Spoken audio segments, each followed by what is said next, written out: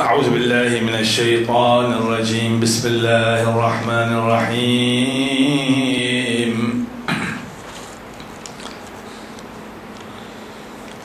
الحمد لله رب العالمين وبه نستعين والعاقبة للمتقين،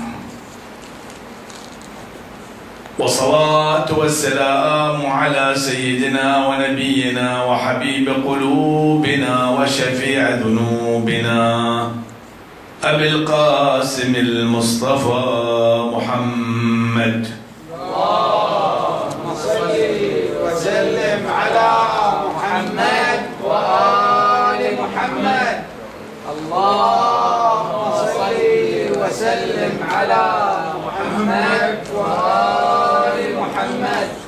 اللهم صل وسلم على محمد وآل محمد. صلى الله عليه وعلى أهل بيت الطيبين الطاهرين المعصومين المكرمين الهداة المهديين،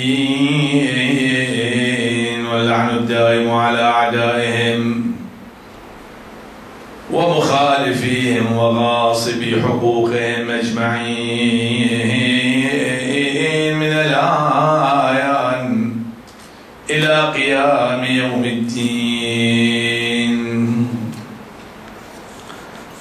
قال تعالى في محكم كتابه ومبرم خطابه: أعوذ بالله من الشيطان الرجيم.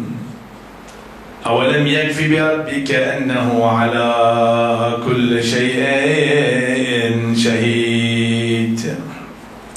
أيام مباركة، شهر رمضان، شهر ضيافة الله سبحانه وتعالى. ندعو الله سبحانه وتعالى أن يوفقنا لمعرفته ومعرفة نبيه وأوليائه بحق الصلاة على محمد وآل محمد. اللهم صل وسلم على محمد وآل محمد. باعتبار أن معرفة الله سبحانه وتعالى هي الأساس في كل شيء، وخلق الإنسان من أجل المعرفة. وأيضا هناك موضوع العرفان في الآونة الأخيرة قد أثير بين الناس. ما هو العرفان وما هي المعرفة وما الفرق بين العرفاء وغير العرفاء؟ أود في هذه الليلة ولعل الليلة المقبلة أن أتحدث شيئا عن العرفان والحكمة، ثم أبين الفرق بين الزهاد وبين العباد وبين العرفاء. هناك مصطلح في القرآن الكريم، مصطلح الحكمة: ومن يؤتى الحكمة فقد أوتي خيرا كثيرا. يؤتي الحكمة من يشاء.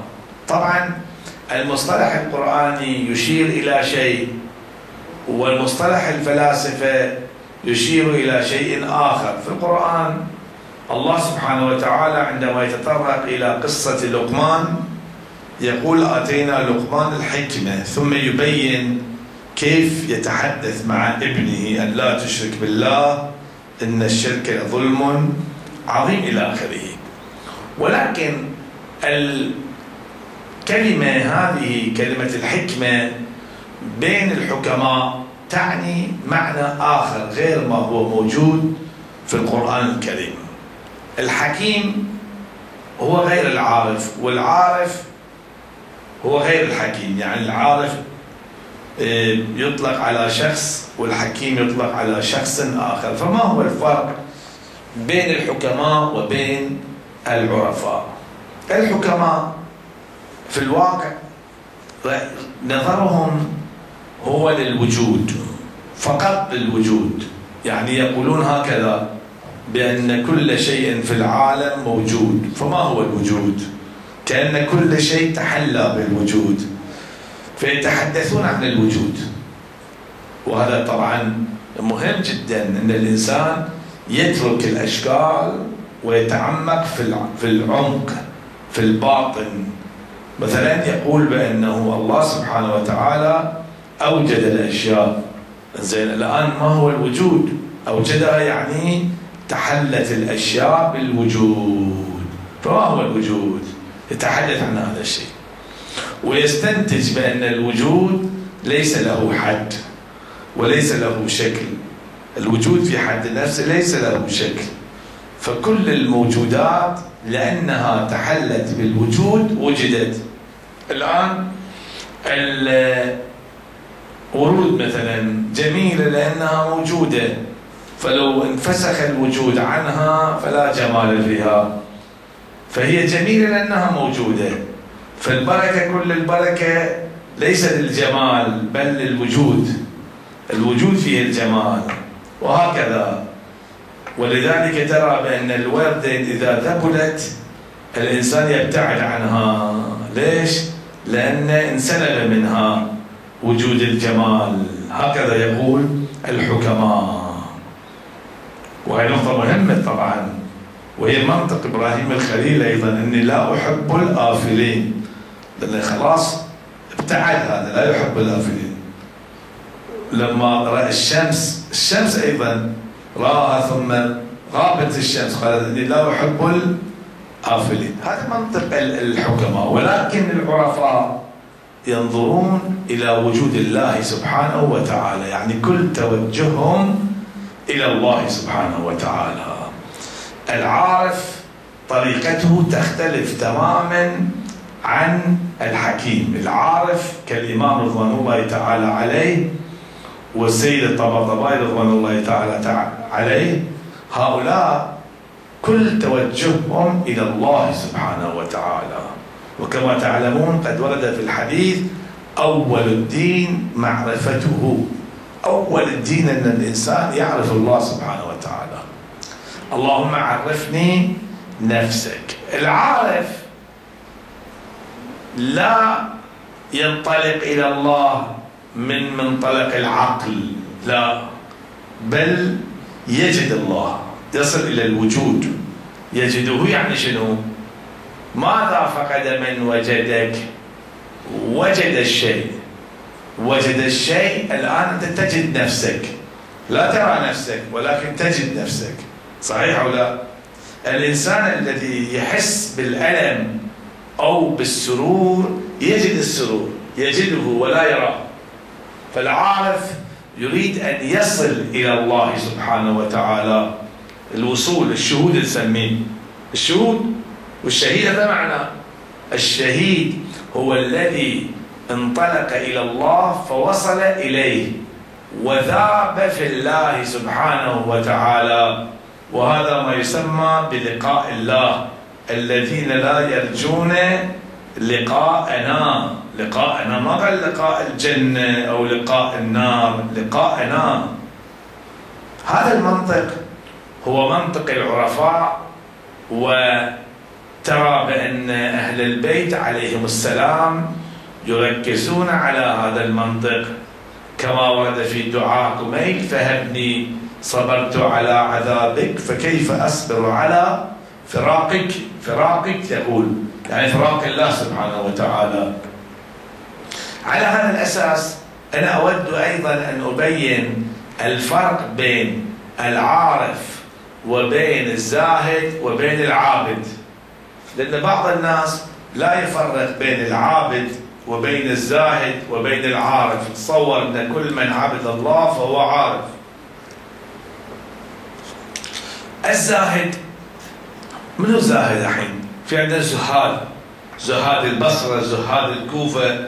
الزاهد الذي لا يتعلق بمتاع الدنيا، مو متعلق، مو ما عنده ولكن مو متعلق.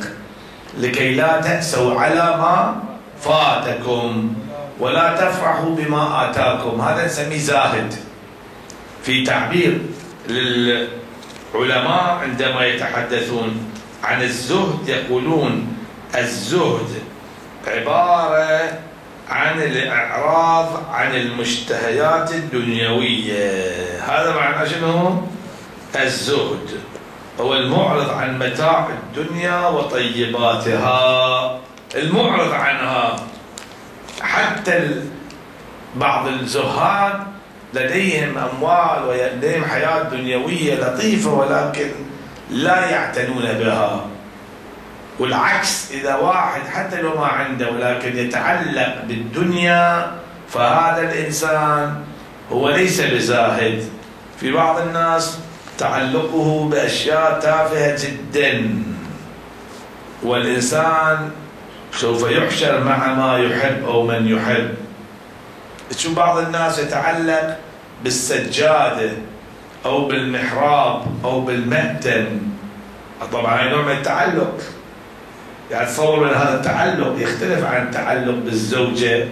واحد يتعلق بالمال، يتعلق بالأرض، في واحد يتعلق بالخاتم، هذا الخاتم في يده، في ما دام هو موجود هو مرتاح، وإذا طلع الخاتم كأنه يعيش مو راحة، ما عنده راحة نفسية، يتعلق بها.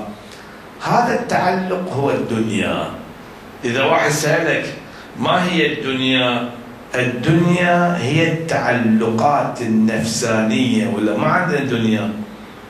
الآن الخاتم مو دنيا، الأرض مو دنيا، السماء مو دنيا، البحر والبر مو دنيا. الدنيا الإنسان إذا تعلق بها. ولذلك في يوم من الأيام آدم على نبينا وآله وعليه السلام كان يمشي على الأرض ولكن لا يعيش الدنيا، لما كان يحتاج لها، ما كان يعرى إن لك أن لا تجوع فيها ولا تعرى، ما كان يعرى، وأنك لا تظمأ فيها، ما كان يعطش ولا تضحى، وما كان يحس بالبرد والحر، فما كان يعيش الدنيا. فمن يعيش الدنيا؟ ذلك الشخص المتعلق. بعدما هبط آدم صارت الدنيا تعلقات الدنيوية نسميها. إن بعض الأحيان تشوف الإنسان يتعلق كما قلت بأمور يتصور بأنها إلهية وهي دنيوية. ولذلك سيد الإمام رضوان الله تعالى عليه بعد وفاته السيد أحمد في الواقع ذكر للناس كهدية قصيدة للسيد الإمام. القصيدة معناها بأنه أنا تركت الدنيا وأنا مليت من السجادة ومن المدرسة. هاي كلام الإمام، مليت من السجادة ومن المدرسة. شنو هالكلام؟ بعض الناس ما عرف معنى هذا الكلام، لأن بعض الناس متعلق بسجادته، تراه إذا جاء إلى المسجد وسجادته الموجودة هنا يصلي عليه شخص ثاني، هذا شو يسوي في قلبه؟ حتى لو ما يقدر يصرخ، ولكن في قلبه من بداية صلاته إلى نهايتها متأذي. ليش؟ هذه السجادة هي إلي وشخص ثاني جاي يصلي على هالسجادة. هذه هي الدنيا. نقطة مهمة جدا. أو في بعض الناس عندما تسأله أي مسجد تصلي؟ يقول أصلي هذا المسجد، ما أحب أصلي إلا في المسجد. شوف شلون؟ مو قضية إمام الجماعة، لا ما يهم الإمام جماعة منه، يهم أن هذا المسجد يعجبني أصلي فيه. فهذا ما يصلي لله، يصلي للمسجد ولنفسه، وهي صعب جدا ترى. حتى المعممين العلماء خصوصا هم ممتحنون أكثر من غيرهم. تشوف حتى الإمام يقول في كلمة، يقول إذا واحد يقرأ القرآن، يتلو القرآن في كتاب العنوان حديث، يتلو القرآن وهو فرح من صوته، يعني يعجبه صوته، يقول ويل لهذا الشخص من عذاب الآخرة. يقول والله خوش صوته، يعني هذا أحسن صوت، فهو متعلق بصوته ولا يقرأ القرآن للقرآن، إنما يقرأ القرآن لنفسه. قضية صعبة.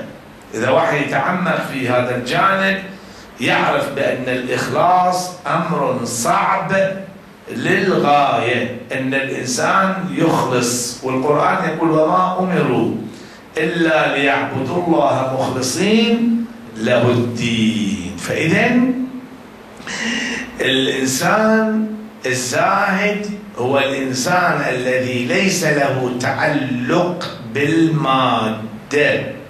تعلق بالمادة، أنا ذكرت قصة في إحدى المجالس ولا بأس بذكرها هنا، أنه طبعا القصة نقلت على شكلين.